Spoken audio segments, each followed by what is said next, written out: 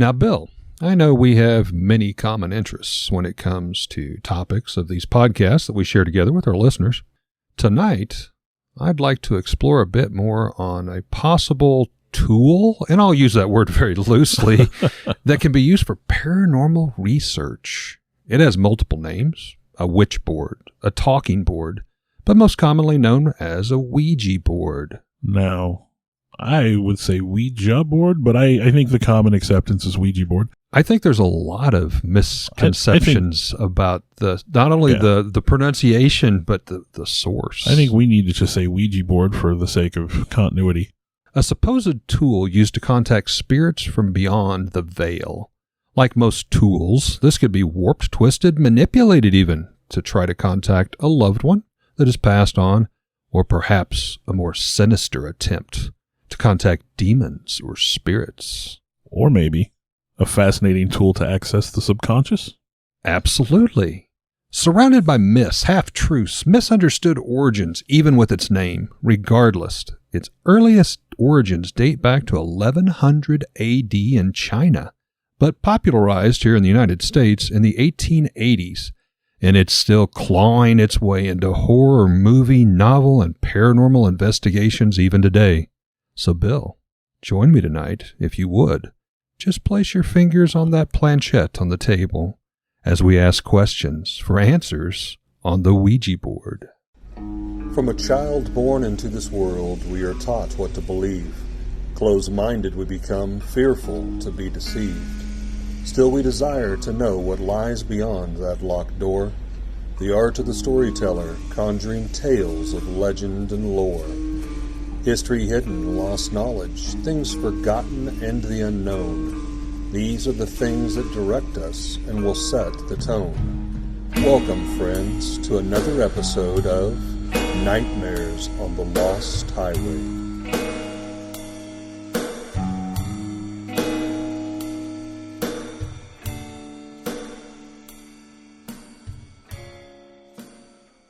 So we're going to talk about the Ouija board today. Like you said, it's got all kinds of names. You may have heard it called all kinds of things: talking board, spirit board, witch board. And if you go on Amazon, I mean, Amazon has dozens everything of them. So they're out there. That's still around. The trademark on the Ouija board is currently owned by Hasbro. Of course it is. But of course, like anything, Band-Aid and all that stuff, Ouija board has kind of become the generic term for any of these talking boards. Yes. Which I believe talking board was the original parlance here in America. The Ouija, also known as a spirit board or talking board, witch board, it's simply a flat board marked with the letters of the alphabet, the numbers 0 through 9, the words yes or no, and occasionally you'll find one that even has hello or goodbye, along with some various symbols and graphics. It uses what's called a planchette. It's a small heart or triangle-shaped piece of wood or plastic, and that's the movable indicator to spell out messages during a seance. And the planchette, there's actually two variations of it, one of which is just a pointer, and then the other has like a piece of glass or clear plastic. Yeah, like one of the old 8 balls you used to kind of shake, but it's a little window. I was going to say you could mouse over, but that definitely wouldn't be the right term, but it would go over and you could... The letter you were looking for would show through the opening. It would try to spell out words to you that way, and that's how you would indicate. Now, the popular belief that the word Ouija comes from the French and German words for yes is actually a misconception. Yeah, oui and ja. The name is taken from a word spelled out on the board when its inventor asked the ghosts on the other side of the veil to help him name it. So there's one big misconception. Now, as you had said, Ouija is a trademark for Hasbro, which, of course, anybody in the gaming toy industry knows that's Wizards of the Coast, who also does Dungeons & Dragons, and my gosh, they own almost everything. So why not the Ouija board, too? Transformers and My Little Pony. Absolutely. Spiritualists in the United States believe that the dead were able to contact the living and reportedly used talking boards very similar to a modern Ouija board at their camps in the U.S. state of Ohio in 1886. This was done to enable faster communication with the spirits. So the commercial introduction of the Ouija board happened in 1890. Started with Charles Kinnard of Baltimore, Maryland. He was the first person to sort of seize upon this as a commercial opportunity. He brought in a couple of friends, some investors, one of which was Elijah Bond. Elijah Bond was a local attorney, and then also a Colonel Washington Bowie, who was a local surveyor. Now, they started the Kinnard Novelty Company to make and distribute the talking boards. These were not yet called the Ouija board at that point in time. Like you said, the origin of the Ouija board's name, Bond's sister-in-law, Helen Peters, was considered what he called a strong medium. Now, of course, medium means someone who could interact with the dead. Right. Seances and such. She sat down to use the board, and she asked it, "What should we call you?" At which point it spelled out the word Ouija.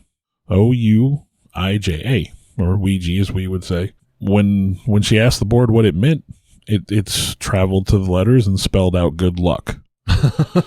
Now, a variation on that is apparently there was a female activist of the time whose name was very similar to Ouija in spelling, but instead of a J, I believe it was a D.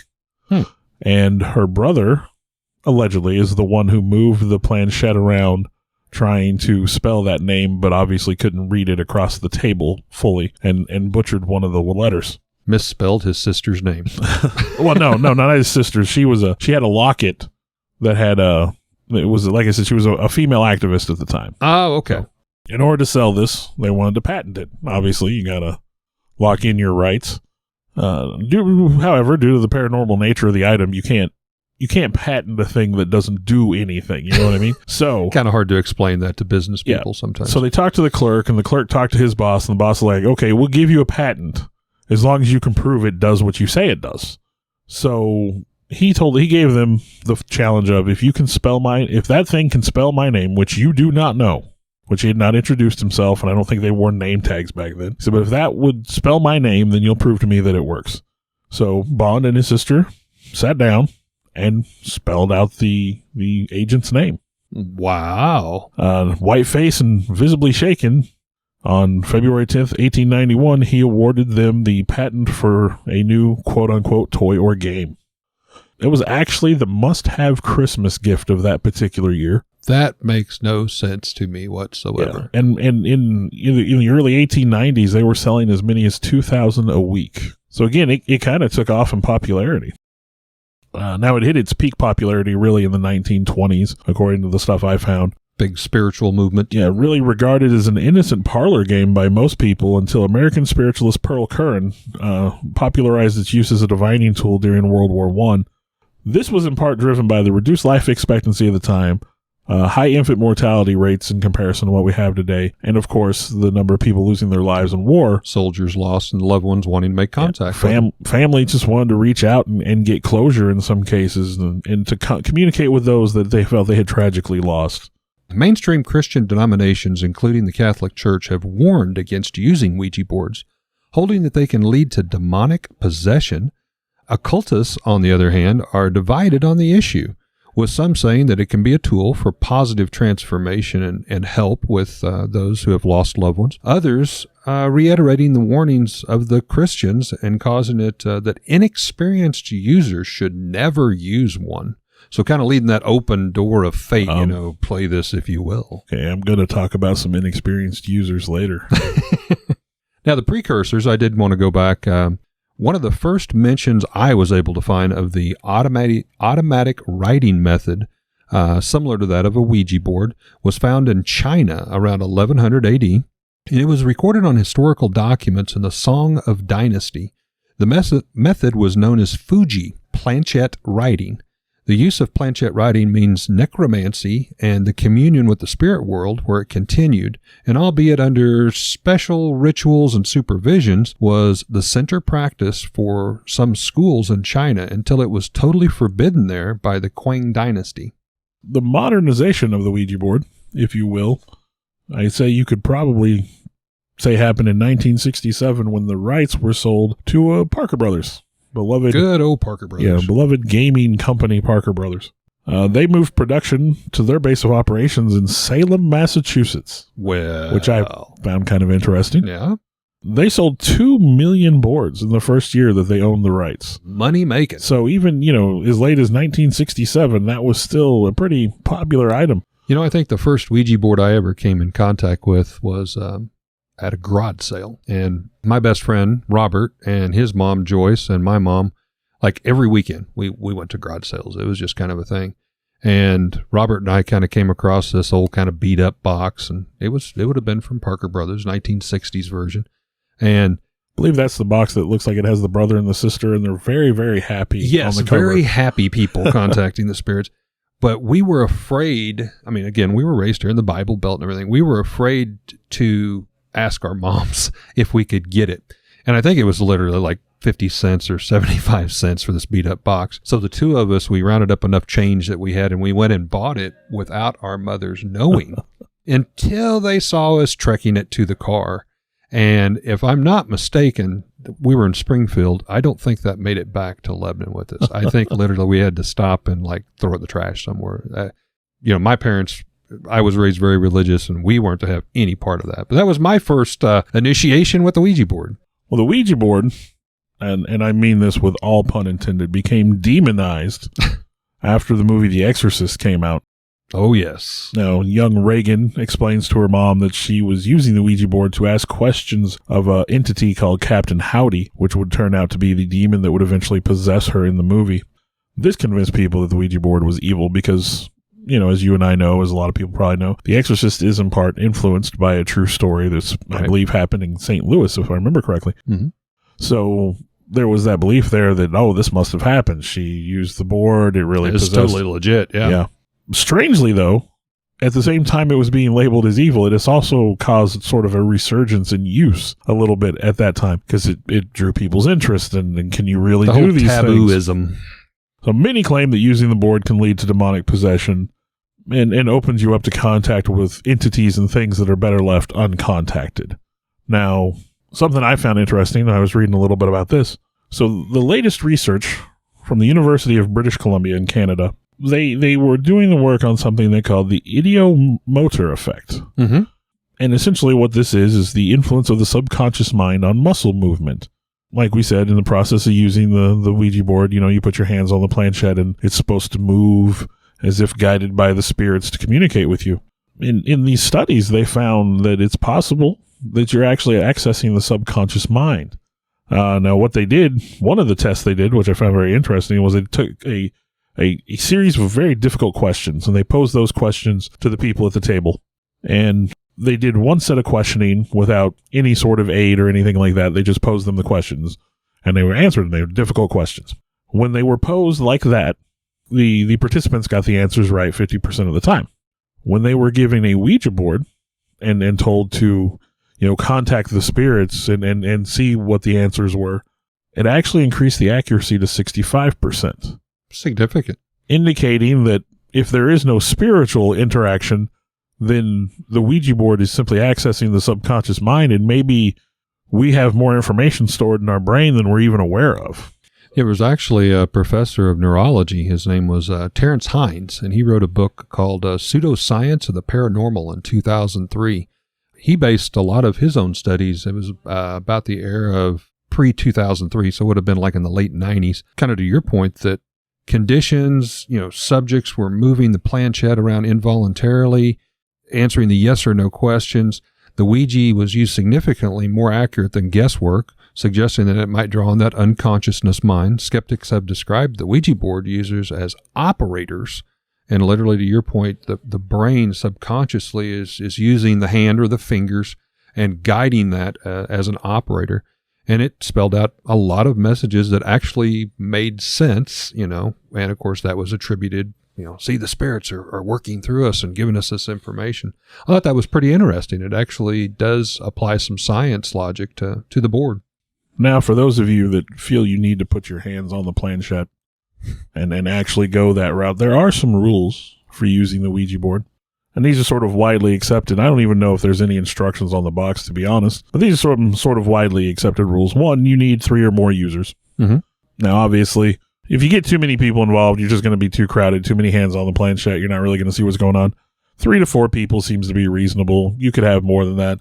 Now, all sources say you don't want any less than that, and you never want to use it alone. And as we've seen in, Paranormal Activity, if you use it by yourself, then crazy things happen. But, of course, that house was demon-possessed to begin with. Oh, yeah, so. Now, I will say that planchette, at least on the more modern versions, have like little felt pads. Yeah. It is extremely easy to slide on that slick board. So, like as Bill's point, if you had a whole bunch of people gathered around the table, and even the slightest bump could affect that. When you sit down, you want to ask to communicate with friendly or good spirits. Rule out the bad ones right away. I mean, they're not going to lie to you. I'm not talking to you. When you're done, you want to close out the board, quote unquote, by moving the planchette to goodbye and then removing the planchette from the board again. Paranormal activity. You leave that planchette on there, it's going to move around on its own. It's going to scare you. It's going to scare your friends. Leaving that portal open, possibly for whatever that wants to come through. That's the belief, is you're leaving the door open. Repeating letter combos. No, Momo, Zozo. Zozo especially. Zozo. That indicates that you're interacting with negative entities, and you want to put a stop to that as soon as possible. I wonder if that's because demons stutter. Momo, Dodo, Zozo. You're not supposed to ask for particular spirits. That's considered poor form. You don't want to reach out to anyone in particular, I guess. Now, I got a question on that one. If you, let's say, during World War II or whatever, if you've lost a loved one and you were trying to contact them, would you not want to call them by name? Well, and it seems like that's what they would have been doing, right? So, but maybe only the expert. And don't ask spirits how they died. That seems to be tacky. They don't like that. Kind of rude. Do you not have the one in there where you're supposed to keep the board covered with like a piece of cloth? No, I did not. Oh, that was one. And one of my paranormal buddies, shout out to Mark, when we did some ghost and paranormal investigations, we actually attempted to use a Ouija on a couple cases. And I will be the first to say really nothing occurred. But he was a firm believer that he had like a small cloth, almost like silk, but kind of a felty, thicker material. And that was to cover the board, even if it was folded up in the box, and you kept the planchard that way from even touching the back side of the board where it was folded up. So maybe that was just his rule, but he made a believer out of me. So, well, I was talking about inexperienced users, and I was going to say, if you have any personal experience, I don't feel that I would be doing my due diligence in this particular chosen path that we have, Eric. If I had not at some point in time tried to use a Ouija board. Yeah. So same here. It's one, let's say late 90s, early 2000s. It wasn't necessarily easy to find these. They weren't always sold in the store. I don't really think, Walmart carries them sometimes. That period was kind of very hard to find them. They're kind of getting a little bit more resurgence again today. And you could probably order things online at that point in time, but that was the early days of ordering online. And so what I did, me and my friend group at the time, we decided we were going to make a Ouija board. Sure. So we bought a piece of poster board. We bought a frame for it. We got some markers, and we each of us contributed our own thing. So it's kind of humorous in hindsight. We each put what we considered a symbol for ourselves onto the board. Each person that contributed had a little thing they put on there. It's no secret that I'm fascinated by sharks. Mm-hmm. And so there was a little shark icon that I drew, and then everybody drew something they felt was appropriate to themselves. Cool. We put the letters on there, the numbers, the goodbye, the yes, no. And then for a planchette, we used a shot glass. I've saw that clear, done several times. You can see through it. Works quite well. It seemed like it would be the right kind of deal. Now, the environment in which we chose to use the Ouija board was essentially an abandoned house that was on the property of one of the participants' grandparents. So I don't know if it was meant to be like a rental property or whatever, but it was in pretty rough shape. It was abandoned. I think we had to run an extension cord to even have electricity in the house. So we all gathered around, and we tried multiple combinations of people. And how many people total did you have? 4, 5? Yeah, 5 or 6 people maybe in there. And again, we sort of limited it to like 3 or 4 at a time. We made someone a recorder, which we felt was, you had to have one person on the outside writing. And we tried every combination. And what we discovered was we would only get movement when a particular member of our group had his hand on the planchette. What? Or their hand.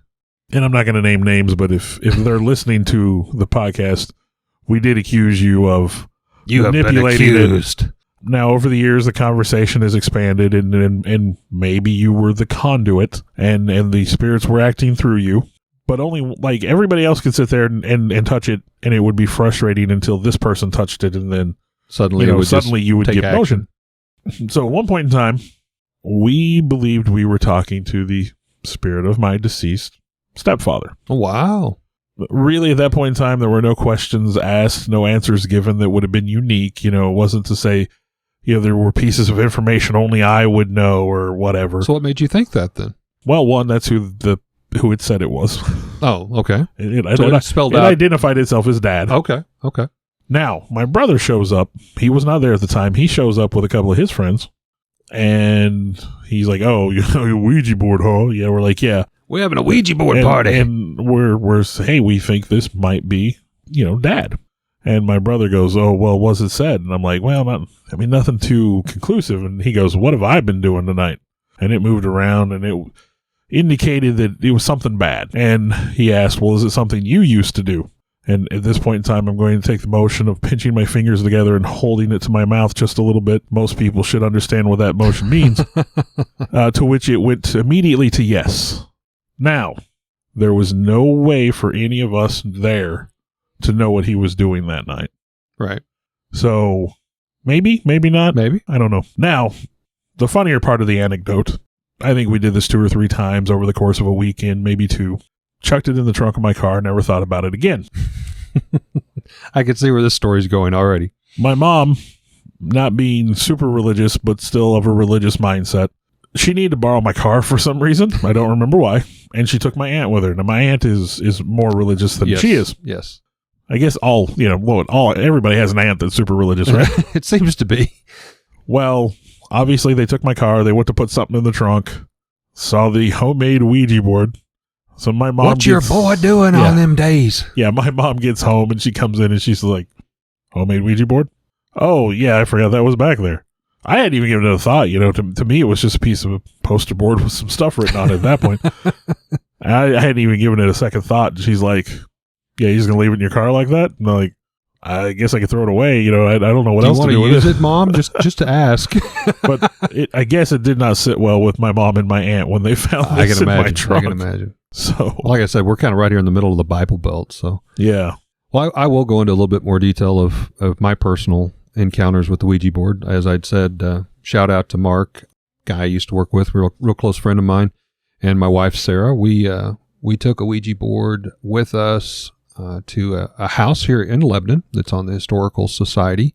My wife and I used to be very active in the historical and genealogical societies here in town. So long story short, we had become the caretakers for a couple of years for this particular house, and it was called the Moneymaker Ploger House off of Harwood Avenue.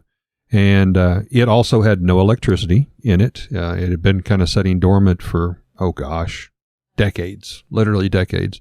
And when the last member of the family passed away, there was no one else. And quite literally, the calendar was still hung on the walls from the early 70s. Glasses, pots, pans, everything was still in the kitchen. Furniture was still in the dining room, living room. I mean, literally, it was just like somebody had walked out in the 70s and just, never came back. And we had always, as kids, grew up around here. We'd walk past that house, and it was always kind of that weird house in the town that had that strange allure that you thought you saw curtains moving and someone standing there, but no one had lived there for years. And it had been tied up into an estate, and the money had just kind of been doing the upkeep. But it was just kind of a weird, creepy, style house. So Mark and I, we were talking one night, and that happened to come up, and we hadn't really shared that we were caretakers of the house. It was, just kind of a private thing, and we went over and checked in and just made sure. We had a lot of thefts and robbery there for a while. People were breaking in and stealing stuff, so the Historical Society had asked us to kind of keep an eye on things, and it was close by to where we lived. And we said, Mark mentioned it, and it's like, well, I can get you in that house. And he's like, dude, I've been trying to get into that house for 20 years. And it's like, we've got the key. We can go like right now. And it was like 9:00 at night, And he's like, dude, let's go.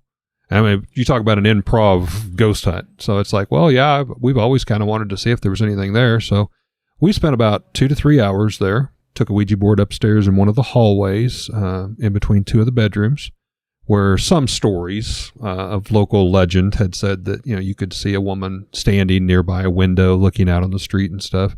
And took it out. And, of course, there was no electricity. So to add to the ambience, we had to bring candles. So we had candles, very dim lit, the little flickering thing. That's how the movie starts, isn't it? I mean, seriously, it was like right out of a movie. And we just sat on the floor out there, kind of cross-legged, and had the Ouija board out in front of us and sat around it. And the 3 of us tried to get responses. I won't say we didn't get any responses, but A lot of the responses we got, to the best of my memory, were what I would call like gibberish, or just, you'd ask a particular question, is there anyone here? And you might get a J and a K or something. So you're like, what does that mean? Just kidding or what? No, it's J.K. Simmons, the actor. So to ask, did the movements feel deliberate or like sluggish? No, they were quite deliberate. Okay. Like I said, we were using the planchette with the little felt pads, and it slid quite well. I will say, and I remember the look on my wife's face. Now, she was, again, brought up very religious, and she made no bones about it to me as we went over to the house and Mark followed in his vehicle. I don't really feel comfortable with this, but I will say that deliberate movement started, and the look on her face was, without words, was like, did you just feel that? I mean, it was that kind of movement. But again, we got a few yeses, a few nos, but me kind of as a skeptic, I went into it, and I didn't feel that we had anything of, really any worth to say, oh my gosh, this absolutely was definitive truth. But it was a great setting for a movie. We had the hair on the back of our neck stand up more than once. Had some fun doing it. The second time, he and his now wife, Stephanie, and Sarah and myself, we one of our many trips to the Limp Mansion in St. Louis. And the upstairs attic was in the process of being opened and renovated for more apartments, which that was years ago. Now there's multiple rooms up on that attic floor. And that was where Zeke, the small deformed child, often referred to as the monkey boy, was said to be pinned and could look out of that attic window at the kids playing down in the street. And that was an area in the previous times where we'd stayed at the Limp Mansion, of course, we weren't allowed access to. And the way the Limp Mansion works is you go in and you put your money in. You have full reign of the mansion besides the bar area. Obviously, I don't want you being there. But you can do ghost hunts all night long wherever you want on any floor. And a lot of the people that are staying there, if they are paranormal researchers themselves and they leave their hotel room door open, that's inviting you to be able to go into their rooms as well. So there was a group of people. There was probably 6 of us that night, the 4 of us in one group, and then a younger couple, I think, honestly, on their honeymoon, if I remember the story right. And they were traveling across the United States, staying at various, haunted locations, which I thought was very cool. But we went upstairs in the attic and again attempted the Ouija board to contact Zeke or one of the caretakers or anybody that would talk to us. And I will say there we got absolutely nothing, which kind of leads a little bit more credence to the Moneymaker Ploger house because 3 of the 4 people were there and we did have some action. So, but that was really it. That's the only 2 times I've attempted to properly, I think maybe the best words, to properly use a Ouija board, besides the garage sale investment that 75 cents was out the window. Now, obviously, we've talked about, the Ouija board kind of has obviously a bad rep, maybe more so in the Bible Belt here in the mid-Southwest area, but with many of the churches, the Roman Catholic Church, the Christian churches have spoke out against it. The Dutch Reformed churches have spoke out against it. The Lutheran churches have spoke out against it. I mean, the list goes on and on. But there was a story I kind of stumbled across. It was in 2001 where Ouija boards were being burned. And this was in New Mexico by a fundamentalist group known as Symbols of Witchcraft. Now, I thought it was kind of weird. 2001. I mean, you're thinking, okay, well, there's some movies that came out, but again, the Ouija board's been around forever. Why 2001? What had launched this was something else unrelated that was released to the public. And I will quote here, the religious criticism has also expressed beliefs that the Ouija board reveals information which should only be in God's hands, and thus it is a tool of Satan. Now, this is a direct quote from the fundamentalist group there in Mexico. New Mexico. When has anyone ever learned a mind-shattering secret of creation? Yeah, words from God. From the Ouija board. Yeah. Well, this was predominantly due to the release and popularity of Harry Potter in the movie releases. Butterbeer, Death Eaters, Boggarts, Flu Powder. If you know what these mean, you're probably a fan of Harry Potter. If you have attempted to speak Parselek tongue or tried making your own Clean Sweep 7, No, if you've you're gonna probably taken your obsession a bit too far. parcel tongue, if you're going to say it right. Parcel tongue, yes. Language of the serpents. Harry Potter series had not made its mark on just American pop culture. The story has been translated into 63 languages, and according to BBC News, including Ancient Greek. Because why Ancient not? Greek, really. You can look it up on Amazon, and you'll find it there. The Harry Potter whole phenomenon somehow was then associated with Ouija boards, which I've watched all the Harry Potters. I took all of my kids to go see them. There was no mention of a Ouija board in there whatsoever. Yeah, I don't remember seeing anything. So I think it was just kind of like, hey, let's attack this because it's popular. And, oh, yeah, let's get the Ouija board, too, because, only God should know what answers And I bet they lies chucked some in D&D books in there while they were at it. I'm sure. Why not? Let's add those for fuel to the fire. In Maryland, Frederick County Public Library, now this is a library, not for resale, a store, but a library, had ordered 70 copies of the new Harry Potter book, and they found they had 153 people on the waiting list the Wednesday before it released on that Friday.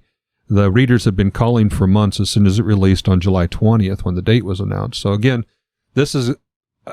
We did a podcast on the whole mass Dungeons and Dragons backlash and all this. Here's yet another example. That just kind of stems, and then it's like, let's tag that, let's tag that, let's tag that. But I thought that was interesting because I was like, they're burning the Ouija board.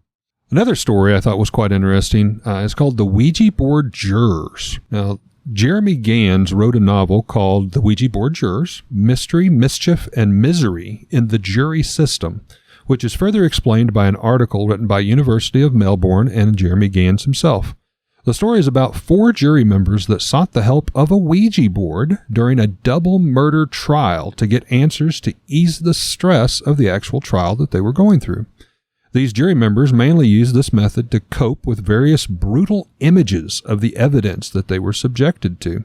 The limits of jury trials were famously exposed in the 1994 English case of Stephen Young, who was accused of murdering husband and wife Harry and Nicola Fuller. 4 juries consulted a makeshift, kind of like what Bill did, Ouija board while staying overnight in a hotel, ultimately leading to a retrial.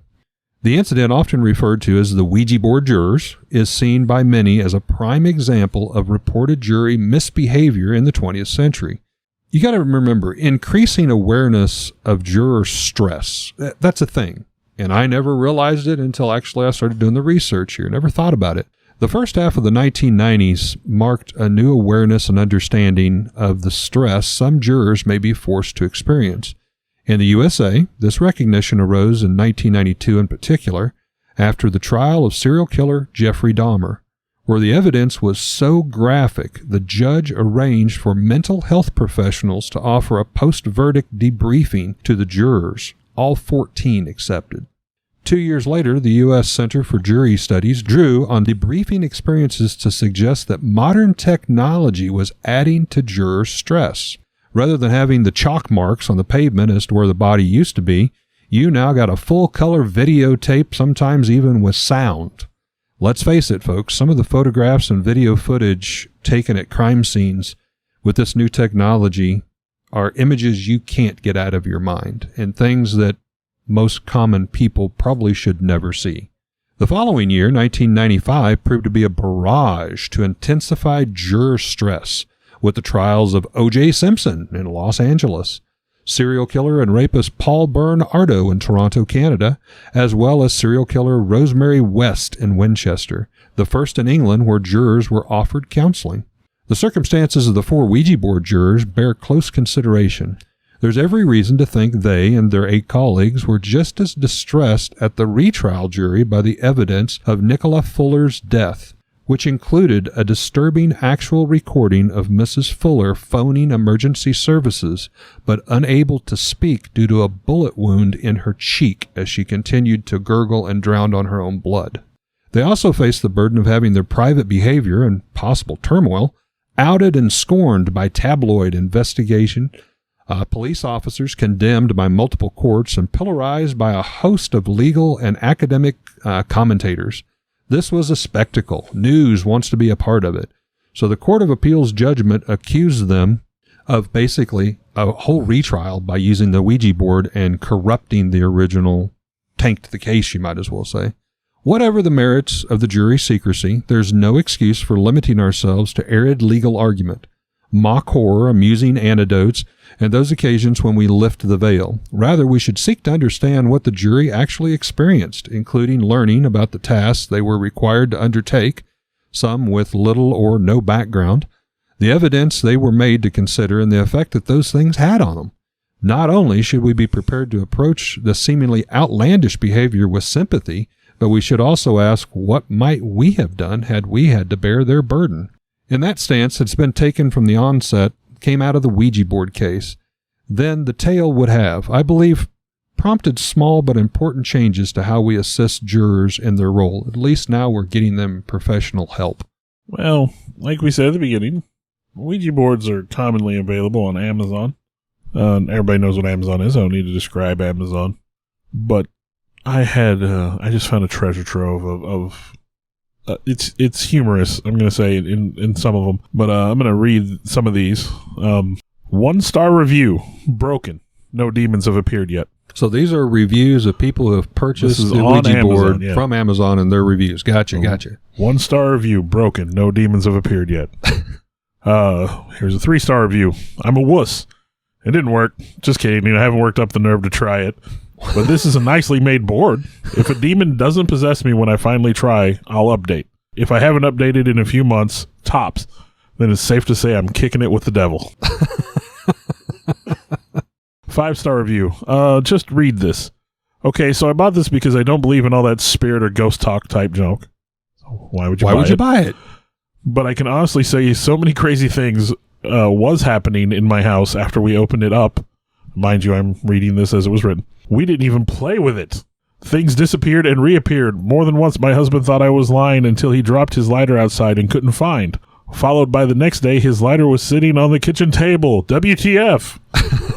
I was walking it to the trash when my neighbor asked if he could have it. So my demons are gone, and I'm about to sage my entire house.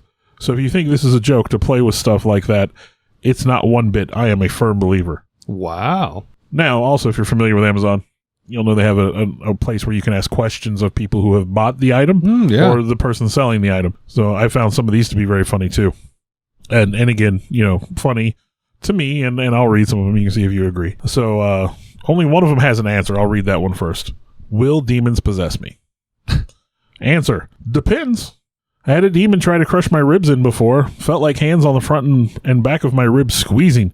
Happened 3 times every other day until we cleaned the house with sage. Since then, I haven't felt the crushing pain. Demons are real. And I don't even own one of these boards. Be careful what you summon with this. And then the rest are just the questions. I don't have any more answers. Am I going to die using this? I am so scared right now. I feel like I defied God. And I just bought it. It hasn't arrived. Again, why would you buy it then? Yeah, it hasn't arrived, but I feel like sending it back. Literally, I feel a huge negative wave of energy. And if I am scared, do you think I should return it? Sure. How do you get it to stop levitating? What? Is it normal for it to spell the same thing each time? All I ever get is send nudes. Send nudes.